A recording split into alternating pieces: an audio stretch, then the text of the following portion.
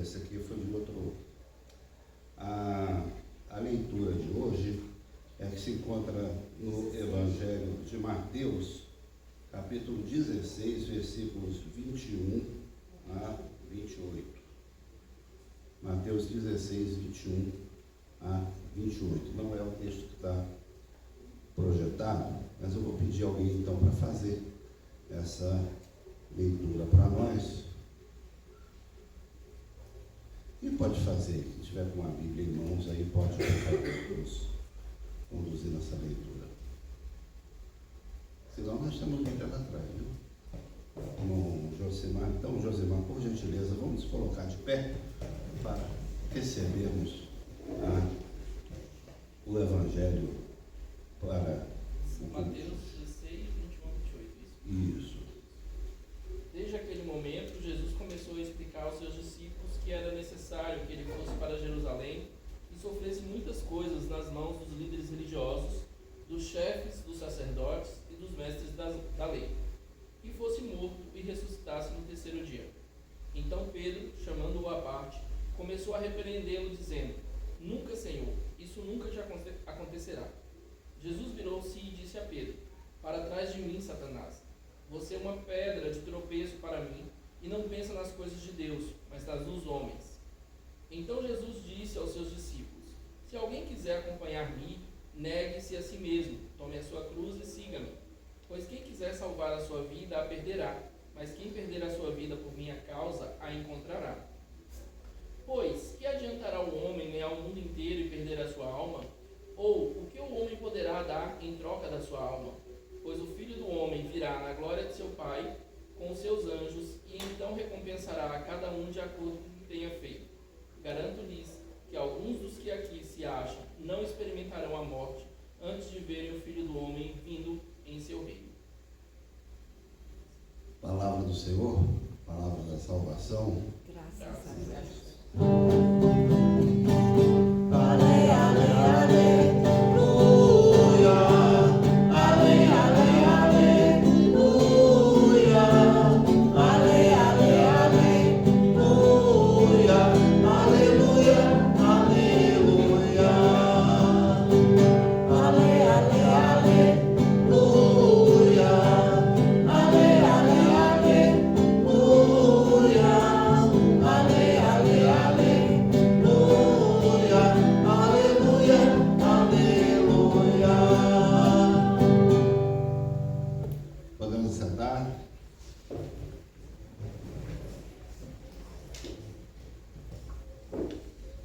Pode deixar a ilustração, que a ilustração está certinha. Isso.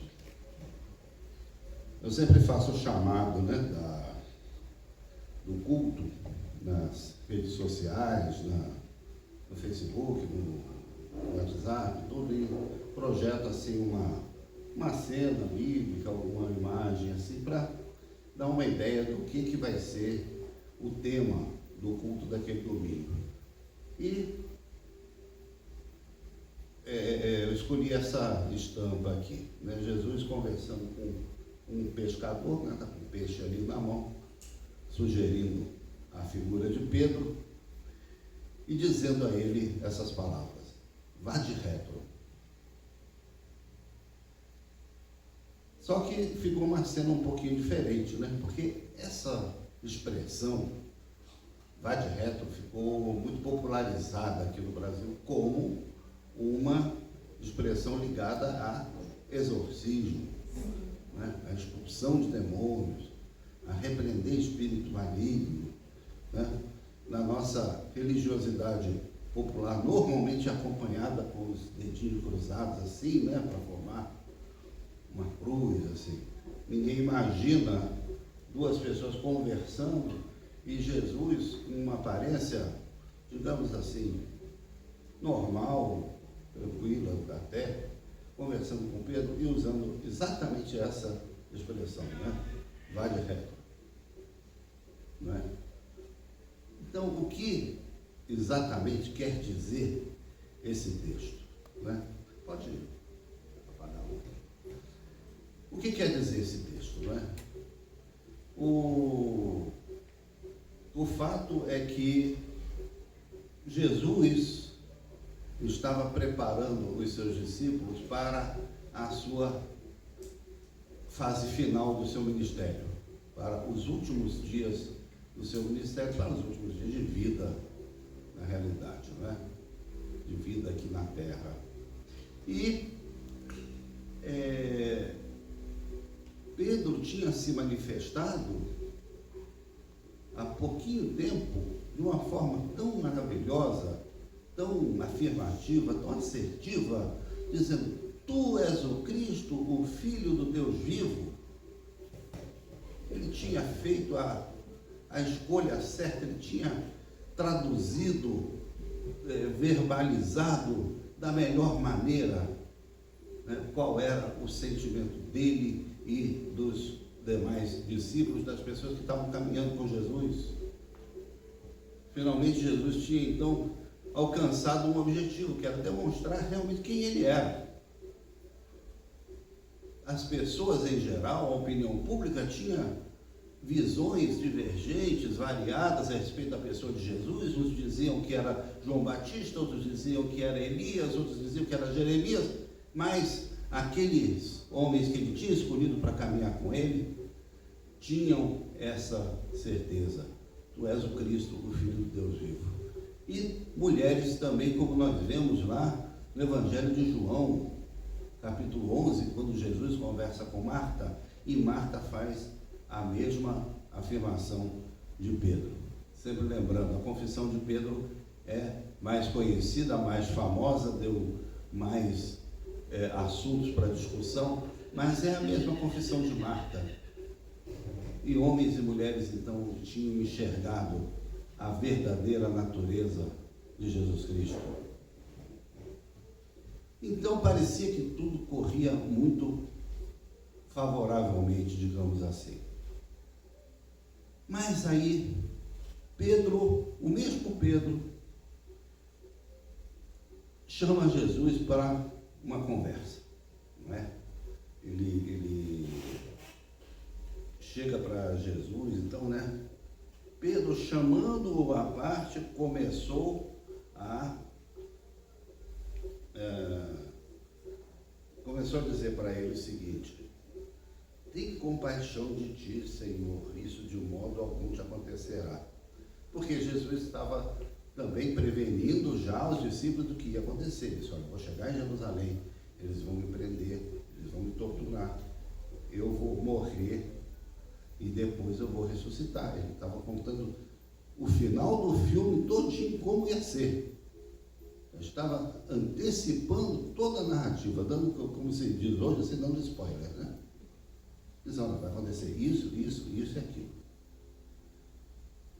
E os discípulos ouviam essa narrativa e ficavam um olhando assim para o outro: peraí, o que é isso que ele está falando? Eu não estou entendendo nada. Ou, aliás, eu não estou acreditando em nada do que ele está falando, porque entender ele estava entendendo. Mas é que ele não entender de não aceitar, de não acreditar, de não se conformar, porque em nada aquilo frustrava totalmente as expectativas dos discípulos. Se eles estavam indo para Jerusalém, então era para um confronto final com os poderes do mundo, para vencer, para restabelecer o reino de Israel, e para cada um daqueles homens ali mais chegados a Jesus, cada um ter um lugar na esplanada. Sim, teve até disputa de cargos. A gente sabe das histórias, né? A mãe de Tiago e João foi lá fazer lobby. Foi, olha, deixa um à sua direita, o outro à sua esquerda, assim, tá boa a composição do ministério, assim, não é? Então havia toda uma expectativa, assim, de como seria a chegada ao poder em Jerusalém, que haveria confrontos, que haveria dificuldades, tudo bem, não ia ser fácil, mas no fim eles iam acabar então assumindo o reino. Era essa a expectativa deles. Então, quando Jesus começa a falar de um final que não era o programado, então Pedro chama Jesus de lado assim e diz: olha, preciso conversar com o senhor. O que é? Não fica falando essas coisas, não. O pessoal está ficando assustado. Não vai acontecer nada disso, não. Né? Que isso? Deus me livre de uma coisa dessa. Né? Foi essa a fala de Pedro. E é exatamente nessa hora que Jesus utiliza uma expressão em grego, então é o capaz de reto lá do latim, uma expressão em grego que ele diz: olha, passa para trás de mim. Passa para trás de mim. Eu já vi traduções que eu acho que não estão muito fiéis ao sentido do original, que diz assim: sai da minha frente. Não. Jesus não simplesmente pediu para Pedro não sair da frente dele, mas pediu para que ele passasse para trás dele. Né? E aí, para a gente compreender melhor esse sentido, é o seguinte, né? Jesus está falando para ele: olha, em vez de você ficar fazendo o jogo do inimigo, o jogo do contra, né? Porque ele chama, inclusive, Pedro, né? Vamos ver o texto aqui. Arreda Satanás. Ele usa a palavra Satanás, que quer dizer, em bom hebraico aramaico, inimigo. Então ele chama Pedro e diz: olha, você está sendo inimigo. Você está sendo inimigo do reino de Deus. Então, em vez de ser inimigo, passa para o meu lado, passa para as minhas fileiras. Né? Não seja, e eu vou usar uma expressão que o reverendo Lara vai se lembrar dela, né? E pessoas da nossa faixa etária, mais ou menos, todos vão, né? Deixa de ser amigo da onça. Né? Sei aí quem tem hábito ou já ouviu essa expressão, amigo da onça. Né? O que é o amigo da onça? O amigo da onça, a origem da expressão é assim: é aquele caçador que conta aquelas histórias, né, de caçador e pescador, aquelas histórias compridas de caçada, né, e dizendo como é que ele teve um encontro, um entreveiro com uma onça no meio do mato e conseguiu então matar a onça. Né? Riqueza de detalhes. Mas um dos amigos dele, depois que ele te conta que conseguiu matar a onça, aí o amigo dele faz uma expressão assim de decepção. Aí ele vira para o amigo e diz: escuta, você é meu amigo ou você é amigo da onça? Essa é a origem do termo, né? Então, Pedro, deixa de ser amigo da onça. Deixa de fazer o discurso daqueles que não me querem na cruz, que não querem que eu consuma o meu ministério, não querem que eu realize aquilo que eu vim para fazer, que não querem que eu cumpra a minha missão. Não se coloque ao lado dessas pessoas. É importante a gente fazer esse esclarecimento, porque esse texto deixa a dúvida até. Tem gente que fica pensando: será que Pedro estava possuído por Satanás? Possuído por uma força demoníaca? E se Pedro, que tinha acabado de confessar a Jesus, então estava sujeito a ser possuído pelo capeta, né? Será que eu também, crente em Jesus Cristo e tal, será que eu também não estou sujeito a ser possuído por um espírito maligno? Tem muita gente que tem essa dúvida, não é? Acho que o crente pode ser possuído por um espírito do mal. O texto não trata absolutamente nada disso. E eu pessoalmente também não acredito que uma pessoa que segue a Jesus Cristo, que é lavada no sangue de Jesus, que tem seus pecados perdoados por Jesus Cristo, que tem o Espírito Santo andando dentro de si, eu não acredito que uma pessoa dessa vai estar sujeita a possessões espirituais de qualquer natureza, é a minha convicção. Mas o fato é que não era o caso de Pedro. Pedro simplesmente estava pensando igual a todo mundo, igual aos outros discípulos, igual a qualquer pessoa que tinha um projeto de poder e que estava se vendo frustrada por uma nova realidade que estava sendo apresentada para ele, a realidade do reino de Deus, a realidade do sacrifício do Filho de Deus como um evento absolutamente necessário para que aí sim o reino de Deus se realizasse no nosso meio. Mais tarde que ele foi compreender tudo isso.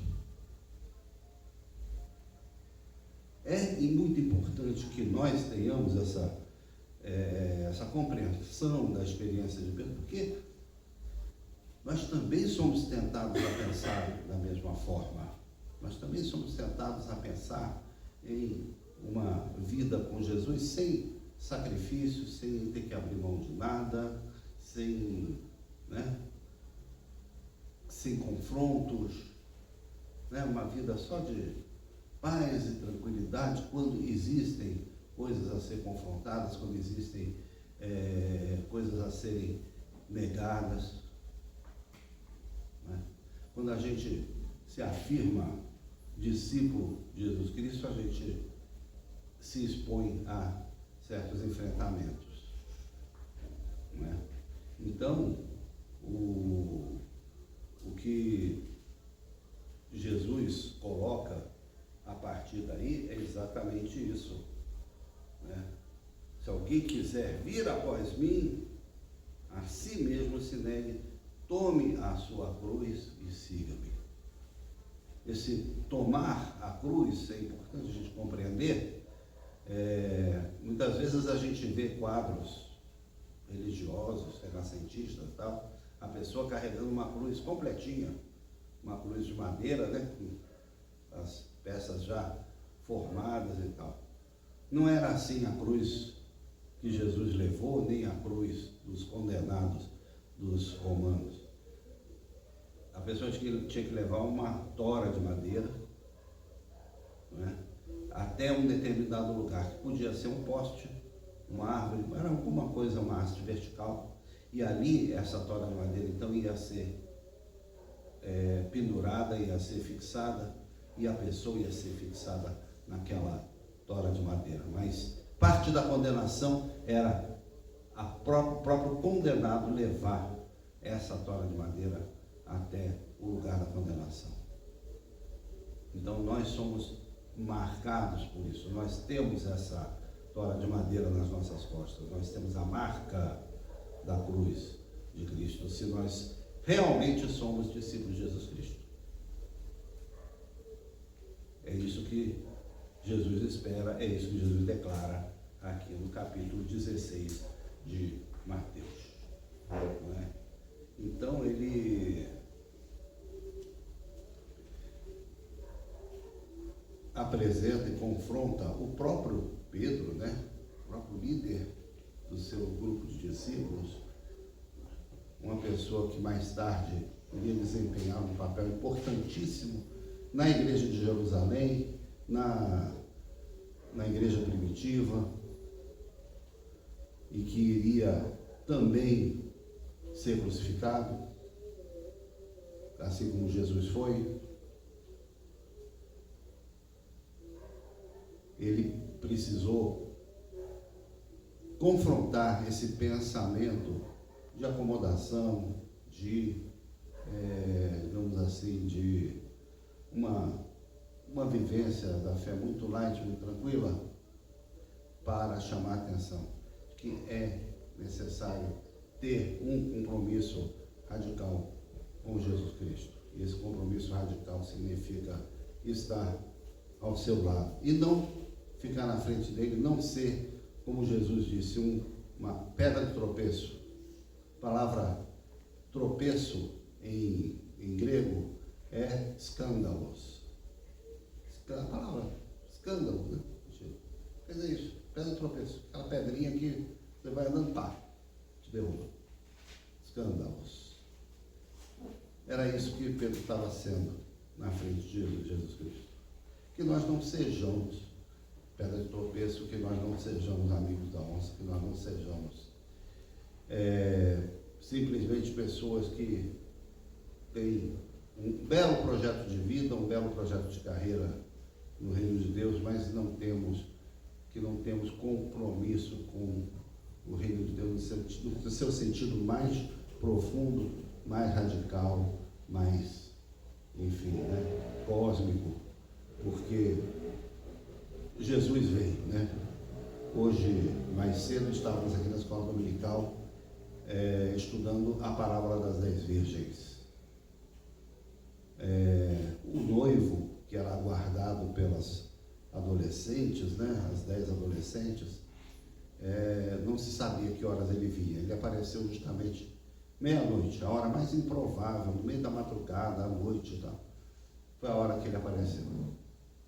Nós não sabemos que hora, que dia Jesus está voltando, mas ele, com certeza ele vem, né? E aqui mesmo Jesus reafirma, porque o Filho do Homem há de vir na glória do seu Pai com os seus anjos, e então retribuirá a cada um conforme as suas obras. Então, com essa certeza, com essa afirmação de Jesus Cristo, eu quero deixar essa mensagem no coração dos irmãos e das irmãs. Amém?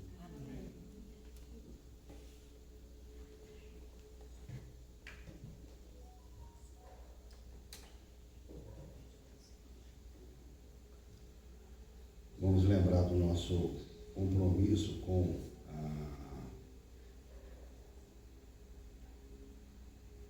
essa obra, com esse ministério, e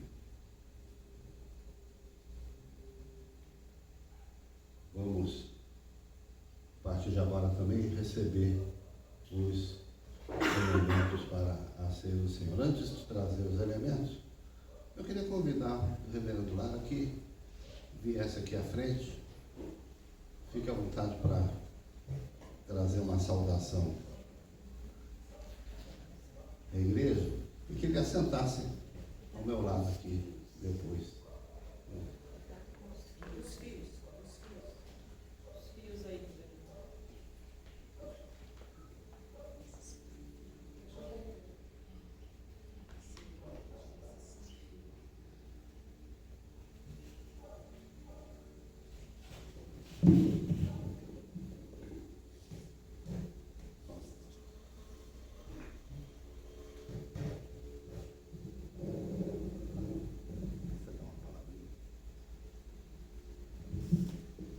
A palavra que eu tenho para a igreja é muita saudade.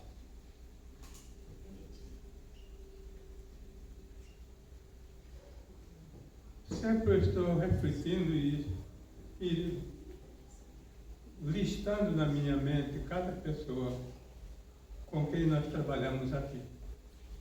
Todos os esforços que nós fizemos, é apenas que a maioria deles não estão mais. Mas eu vim aqui para matar a saudade. E peço a Deus que abençoe a igreja, continue abençoando esta igreja e fortalecendo-a na graça de nosso Senhor Jesus.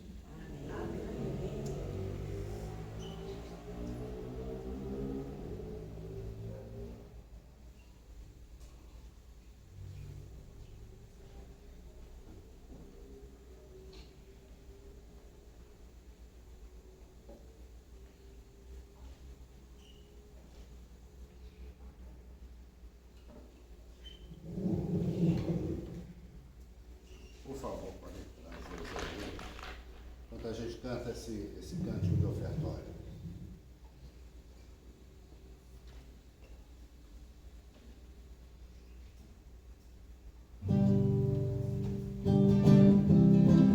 Pão e vinho sobre a mesa, frutos do trabalhador, lembrando a Eucaristia, o sacrifício do Cordeiro, Jesus Cristo Salvador. Pão e vinho sobre a mesa, frutos do trabalhador,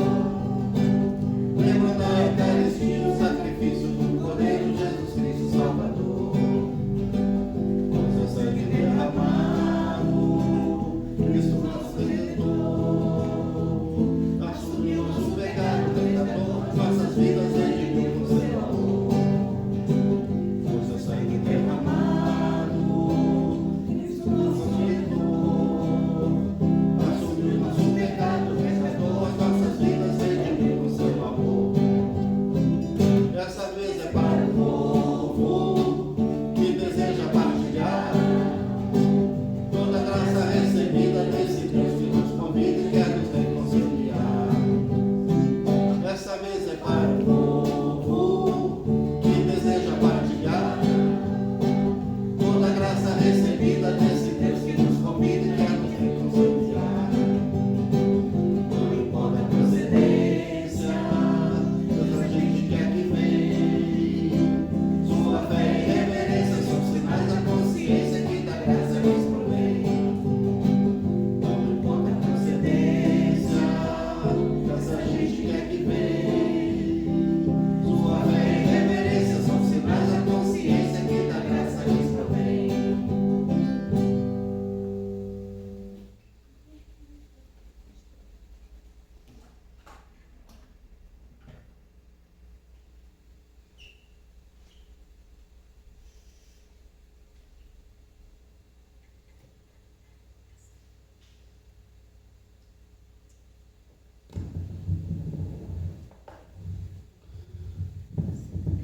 Com amor eterno, Deus nos amou primeiro e se ofereceu a nós em Jesus Cristo, para que tenhamos vida. Esta é a mesa do Senhor. Ele convida a todos que nele confiam para participar da festa que ele mesmo preparou. O Senhor esteja com vocês. E com você também. Vamos elevar os nossos corações. Ao Senhor os elevamos. Demos graças ao Senhor nosso Deus. É bom, belo e justo louvar ao Senhor e render graças. Pai onipotente, Criador e sustentador da vida, as tuas bênçãos que nunca cessam e a grandeza da tua bondade nos deixam maravilhados. Somos indignos do perdão que pela tua misericórdia tu nos dás. Apenas podemos trazer-te nossa gratidão, depositando toda a confiança em teu Filho, pois somente Ele é capaz de nos salvar do mal. Portanto, junto com todos os profetas, apóstolos, mártires e santos de todo tempo e lugar, nós te louvamos proclamando: Santo, Santo, Santo, Senhor Deus do Universo, o céu e a terra proclamam a tua glória. Hosana nas alturas. Bendito que vem em nome do Senhor. Hosana nas maiores alturas.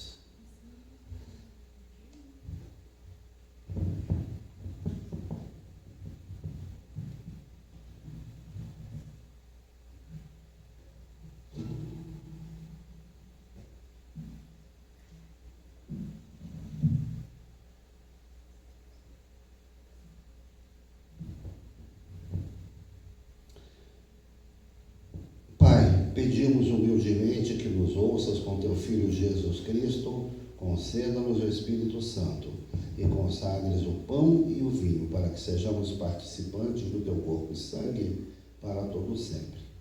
Em memória do Senhor Jesus Cristo, teu Filho, tomamos este pão e este cálice, proclamamos a sua morte pelos pecados do mundo e testemunhamos sua ressurreição até que ele volte. Cristo morreu, Cristo ressuscitou, Cristo virá de novo. Todos juntos. Ó misericordioso Pai, nós humildemente te imploramos que nos santifiques com o teu Espírito e abençoes as dádivas do pão e do vinho, a fim que o pão que vamos comer seja a comunhão do corpo de Cristo, e o vinho que vamos beber seja a comunhão do sangue de Cristo. Concede-nos a graça de alcançar a unidade da fé e crescer em todas as coisas naquele que é o cabeça, Cristo nosso Senhor, a quem pertencem a honra, a glória e o domínio pelos séculos dos séculos. Amém. Vamos nos colocar de pé para fazermos aquela oração que o Senhor Jesus mesmo nos ensinou. Pai nosso, que estás no céu, santificado seja o teu nome, venha o teu reino, seja feita a tua vontade, assim